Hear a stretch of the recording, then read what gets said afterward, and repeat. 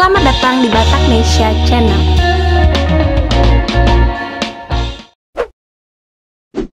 Kali ini kami akan membahas sosok putra Batak yang kini dipercaya mengemban amanat sebagai Kepala Badan Narkotika Provinsi Kepulauan Riau. Siapakah beliau? Langsung saja simak ulasan berikut ini.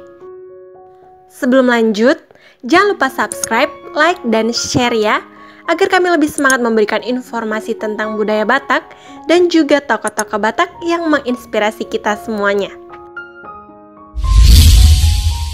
Kepala Badan Narkotika Nasional atau BNN Provinsi Kepulauan Riau kini resmi dijabat oleh Brigjen Pol Dr. Andes Henry Parlinggoman Simanjuntak MM.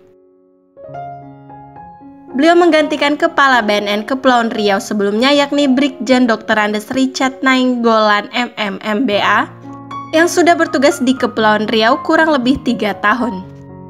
Bapak Richard Nainggolan menempati pos baru sebagai Direktur Peran Serta Masyarakat, Deputi Bidang Pemberdayaan Masyarakat di BNN RI di Jakarta. Kepala BNN RI Dr. Petrus R. Golose memimpin langsung upacara pelantikan dan pengambilan sumpah jabatan tinggi Pratama dan administrator di lingkungan BNN beberapa hari yang lalu. Adapun profil singkat dari Brigjen Pol Henry Parlinggoman Simanjuntak adalah sebagai berikut. Brigjen Pol Dr. Andes Henry Parlinggoman Simanjuntak MM lahir pada Februari 1966. Beliau merupakan alumni Akademi Kepolisian pada tahun 1988. Menerima tanggung jawab besar membuat Pak Henry tak gentar dalam membasmi narkoba di Kepulauan Riau. Apalagi selama bertugas menjadi anggota Polri, beliau banyak bertugas dalam bidang reserse. Usai lulus Akpol, Brigjen Henry Simanjuntak ditempatkan di Merauke. Beliau menjabat sebagai Kasat Reskrim pada tahun 1992.